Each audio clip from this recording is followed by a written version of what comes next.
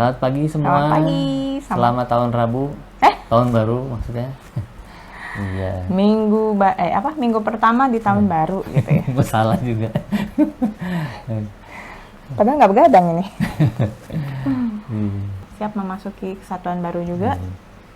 Pelajaran sekolah minggu, tapi kelasnya masih sama ya Pak? Iya, Dan kelasnya gurunya sama. Gurunya sama juga. Kalau mau ada yang mulai ganti kelas, kabar-kabari ya, supaya kita bisa mengatur juga. Tuh.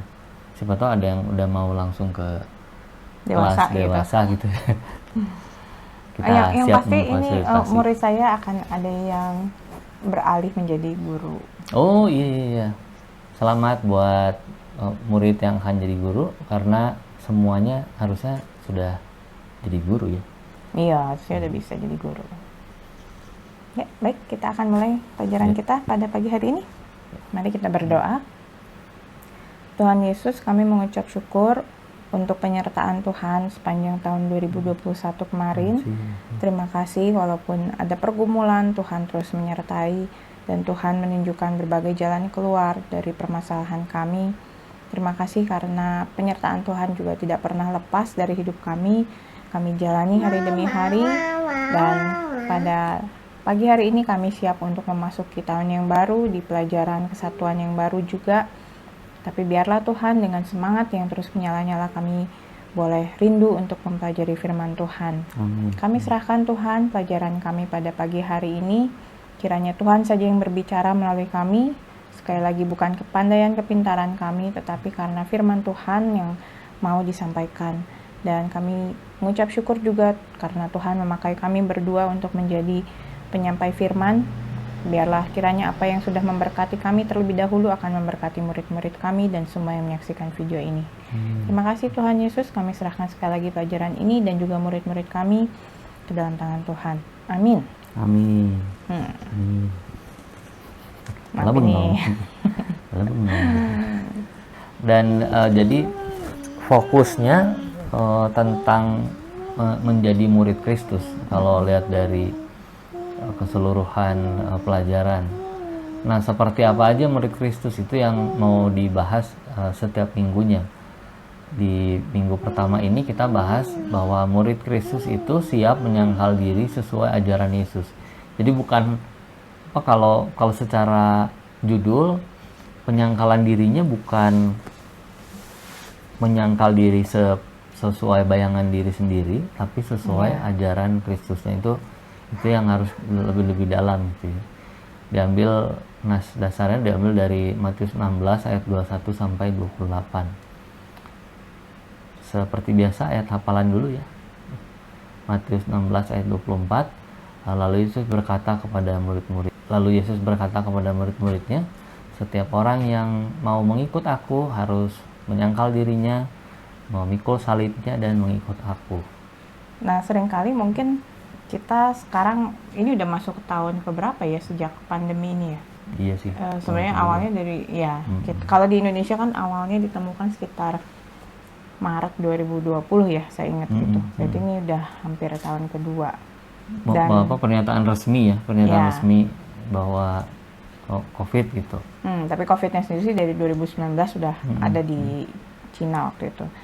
Dan kita juga karena pandemi ini mulai terpaksa melakukan hal-hal yang baru gitu. Apa sih ada istilah new normal itu ya? Dulu waktu awal diumumkan di kantor tuh harus pakai masker gitu ya. Jadi yang pakai baru satu. Karena kita ngerasa kayak aneh sih gitu. Ini kan pandeminya di luar ya gitu, COVID-nya tuh jauh gitu. Masa sih kita harus pakai masker gitu. Tapi terus sampai ada orang kantor yang kena gitu. Barulah gitu kita menganggap itu serius dan sejak itu bermasker. Awal-awal sih tetap canggung gitu ya. Bagaimana kita harus membiasakan diri pakai masker tapi ngomong terus apa gitu. Kalau di nggak jelas gitu. Kalau di tempat kerja Bu Vijen, kalau di bagian produksi kayaknya masker itu udah hal yang biasa kali ya.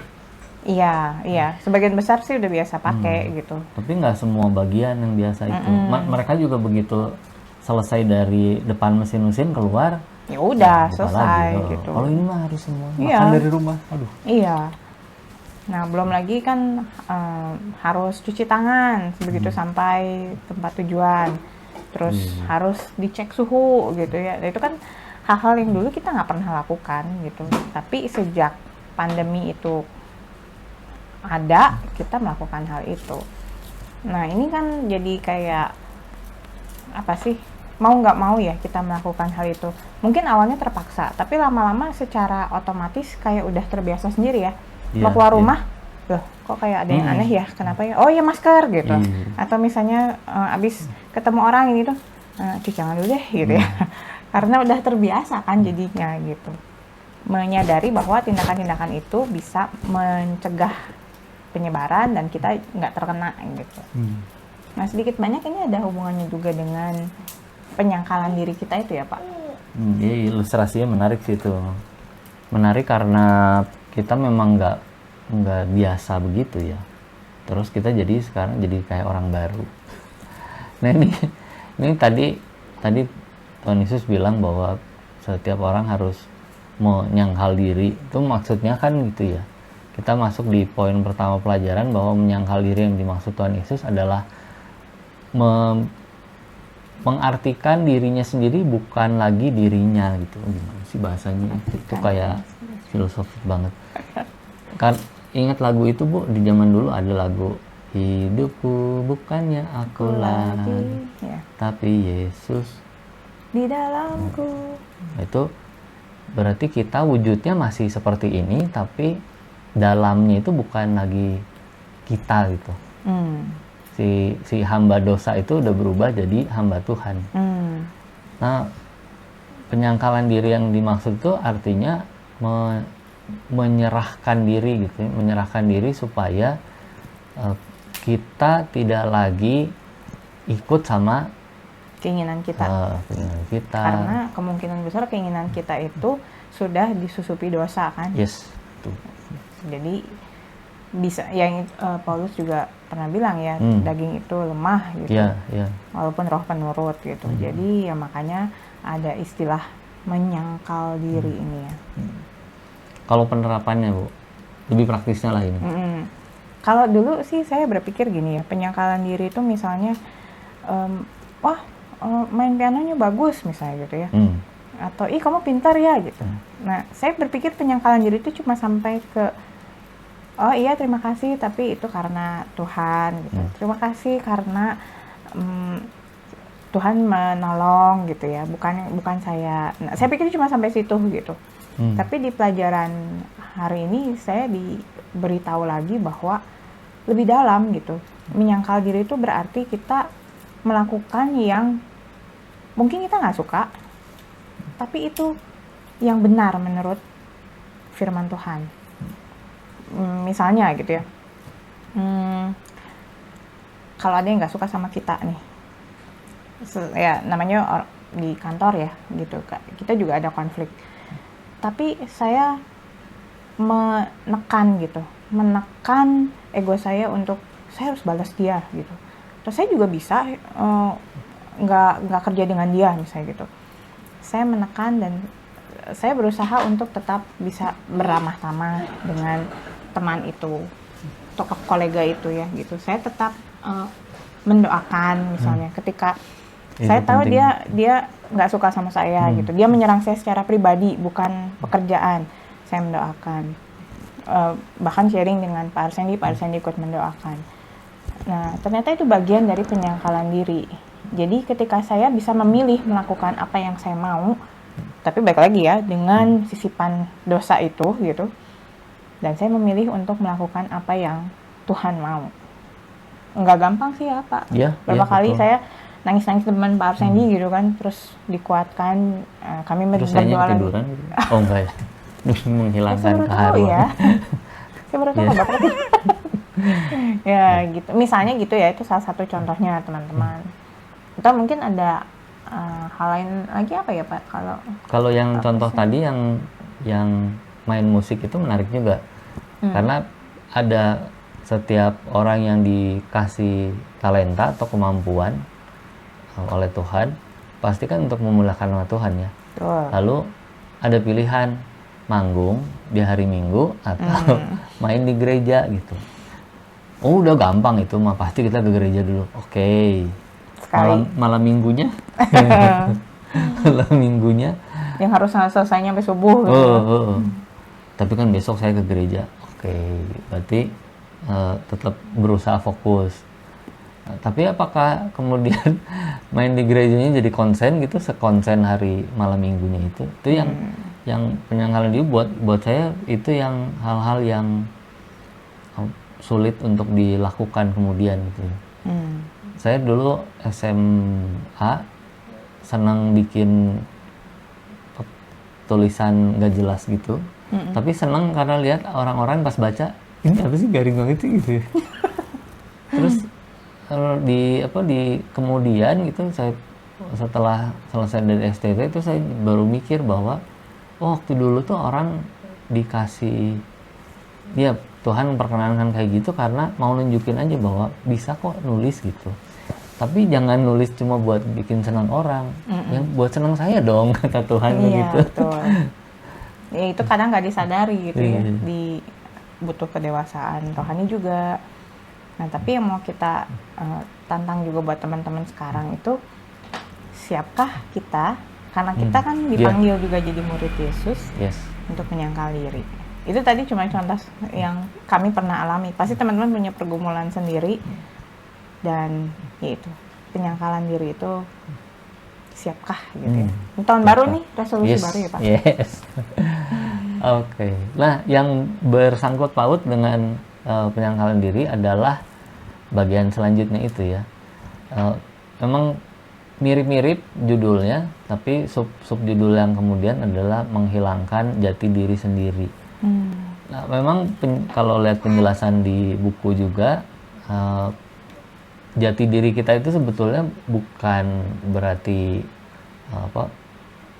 kita terpaksa menjadi orang lain gitu ya. Tapi bukan ke situ maksudnya. Justru karena tadi di awal soal Kristus sudah ada di dalam diri kita, jadi soal keakuan itu ya. Keakuan itu dihilangkan mungkin akan sulit. Tapi ditekan, posisinya terus menerus untuk ditekan. Begitu ada pilihan-pilihan, kita ambil pilihan yang mau Kristus nyatakan itu seperti gimana, supaya jangan kembali ke saya lagi gitu, yang dipujinya saya dengan hasil yang baik itu. Itu yang tadi di ayat hafalan kan ada 3 hal itu ya Bu. Ada penyangkalan diri, ada pikul salib, dan ikut. Nah ini bagian ini sebetulnya lebih ke pikul salib dan ikutnya. Mungkin penekanannya juga, kalau kita mau menyangkal diri tadi Pak Absindi bilang kehilangan diri sendiri gitu, kehilangan jati diri, menjadi jati diri Yesus. Tapi ya bukan, ini nggak bisa dilakukan hanya dalam satu waktu tertentu misalnya. Kalau itu dilakukan hanya dalam waktu tertentu, misalnya di gereja aja, hanya hari Minggu aja, ya itu jadinya cuma cover, cuma topeng gitu ya. Di hari-hari lain kita tetap jadi kita gitu. Dan padahal kan mengikuti Yesus setiap hari ya. Amin. Kita melakukan hal itu. Nah, dan tadi saya juga bilang sama Pak Arsendi, berarti ini proses seumur hidup dong ya. Karena seumur hidup juga kita mengikuti Yesus sampai dipanggil pulang gitu. Jadi teman-teman jangan merasa terbeban gitu untuk aduh menyangkal diri. Ya udah pilih-pilih waktunya gitu. Itu bukan, ini memang ya kehidupan sehari-hari kita gitu. Saya juga baru menyadari ini gitu. Kadang-kadang dulu mungkin secara nggak sadar bikin pilihan itu, tapi sekarang disadarkan untuk yuk secara sengaja melakukan pilihan itu gitu. Nah mungkin bisa lanjut ke pikul salibnya ini Pak. Iya, kalau pikul salib kan sebetulnya seperti itu ya. Tuhan Yesus minta supaya kita pikul salib itu karena ada banyak hal yang sebetulnya nggak mau kita serahkan. Ada banyak hal yang kita ingin pertahankan.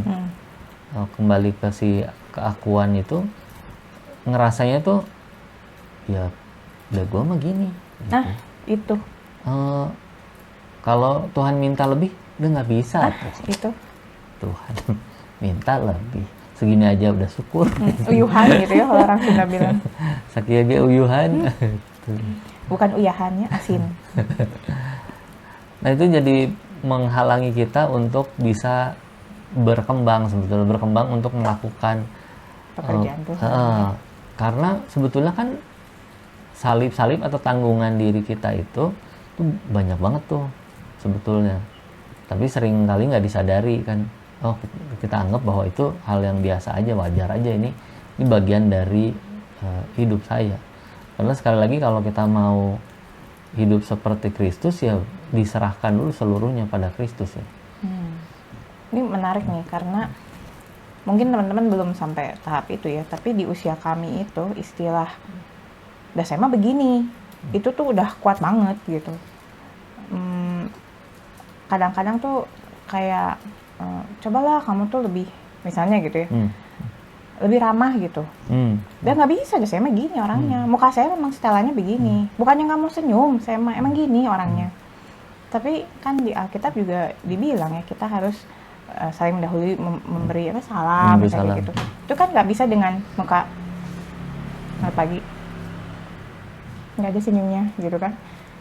Itu contoh misalnya gitu teman-teman. Nah ada perubahan-perubahan yang terus dituntut. Nah ini yang salah satunya bisa dibilang juga pikul salib itu ya, Kak. Memilih, sekali lagi setelah memilih tadi melakukan apa yang benar ya dilakukan. Keluar dari zona nyaman ya jelas gitu. Dan ya itu memang pikul salib itu bahkan kadang ada yang secara lebih apanya ya, ekstrim mungkin ya, bisa sampai ke penderitaan. Dalam arti kata karena jadi orang Kristen ada pengucilan, ada bullying gitu ya. Bisa jadi juga itu adalah salib yang harus dipikul gitu. Nah, itu menarik tuh Bu. Kita lanjutin dari bagian itu ya. Apakah pikul salib itu berarti semua penderitaan kita? Iya. Ada loh yang kemarin diceritain juga. Wah, sampai nggak bisa yang nggak bisa makan sekian hari gitu ya. Ya kasihan juga sih ya. Tapi apakah itu bagian dari pikul salib? Nah, balik lagi ke kasusnya mungkin ya. Yang pasti kalau kita dikucilkan karena iman kita, iya, buat saya itu pikul salib.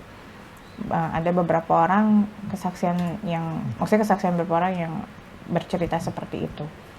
Tapi kalau tadi ada juga kasus-kasus orang yang sebetulnya bermasalah dalam kehidupannya, misalnya dengan si A bermasalah, dengan si B bermasalah, dengan si C bermasalah. Terus dia merasa, ini adalah salib yang saya pikul. Saya merasa nggak gitu juga ya, karena kita sebagai anak Tuhan justru kita harus bisa berelasi dengan orang lain kan. Kita mau gimana mau menyampaikan kabar baik kalau ngobrol sama orang itu aja enggak misalnya gitu, atau ada gap yang ya ketidakramahan itu mungkin ya gitu. Kayaknya sih mungkin kasus-kasus seperti itu enggak kalau menurut saya gitu. Setuju sih, karena ada juga yang perkara-perkara sulit dalam dunia ini yang dibikin sendiri gitu. Sekalipun udah jadi anak Tuhan gitu, kita bisa bikin kesalahan itu. Kan prinsipnya itu ya, iblis berjalan berkeliling kayak yang Rasul Petrus bilang itu. Hari ini kita betul, tapi nggak tahu besok, nggak tahu berapa menit ke depan, berapa jam ke depan gitu. Karena dia berusaha untuk selalu menjatuhkan. Jadi sekali lagi intinya balik ke kalau kita mau pikul salib harus yang itu, pikul salib yang sesuai arahan Yesus, bukan semua penderitaan kita anggap gitu ya. Dari Tuhan. Makanya kembali ke ayat hafalah itu, setiap orang yang mau mengikut aku ya harus gitu. Jadi sempat diskusi juga, ternyata ada sih orang-orang Kristen yang walaupun katanya mengikut Yesus tapi nggak mau menyangkal dirinya, sehingga ya penderitaan yang muncul menurut kita bukan salib yang harus dipikul, itu memang kekerasan hati gitu menimbulkan itu gitu ya. Semoga ini nggak nambah panjang, tapi Dulu saya kan gitu ya, berusaha kerja keras. Nggak ada tuh hasilnya gitu. Sekarang dengan kerja keras yang sama, sukacita lebih gitu ya, muka lebih ceria. Dulu mah kusut lah udah jelas. Didukung sama keluarga gitu. Dan hasilnya juga bisa dilihat gitu. Nah itu kerja keras yang beda gitu. Ada berkat yang Tuhan berikan gitu di balik itu, karena memang sesuai dengan apa ya Tuhan, apa yang Tuhan perintahkan kan gitu. Jadi bukan bekerja atas keinginan sendiri, pemikiran sendiri itu ya gitu. Nah, satu lagi Bu, terakhir nih untuk yang bagian di ayat 24 tadi adalah mengikut aku.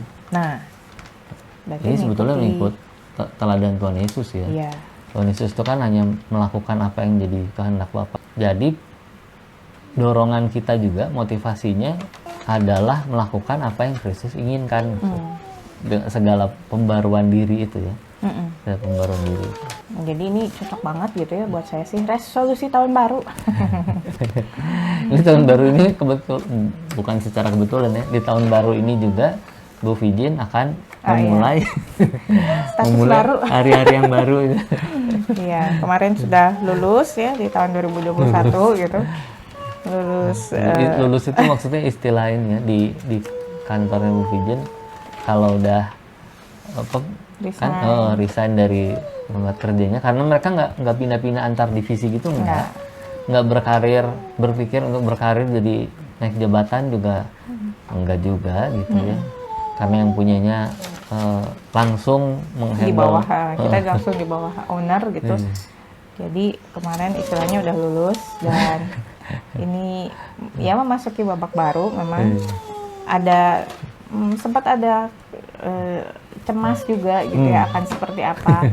Tapi mengucap syukur bahwa ini memang saya sih secara pribadi sedang menjalani apa yang jadi pimpinan Tuhan dalam hidup saya. Amin. Beberapa orang memang tidak mengerti dengan keputusannya, dianggapnya nekat banget gitu ya. Resign di tengah kondisi kayak gini gitu. Tapi saya sih merasa justru Tuhan yang sedang bertanya, mau taat nggak gitu ya.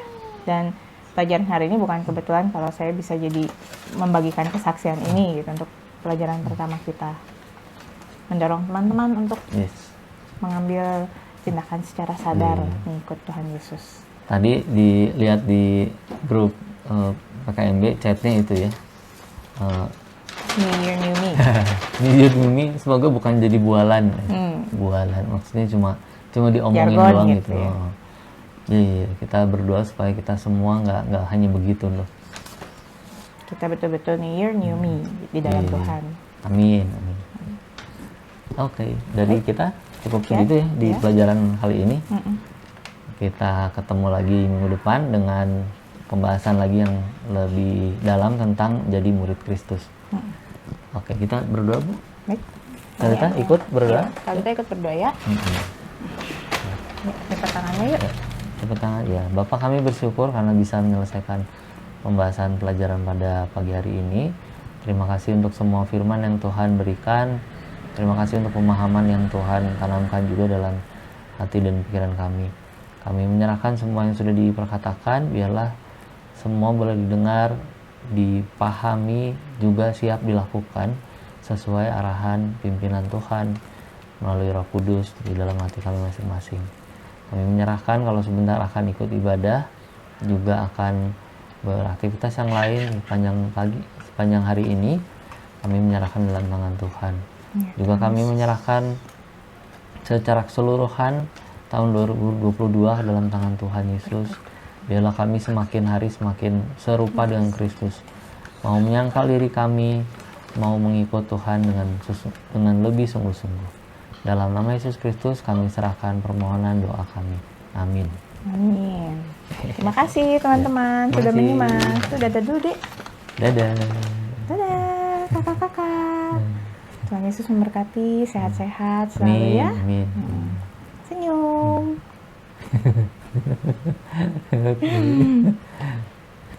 Senyum terus lagi. Sampai minggu depan. Minggu depan.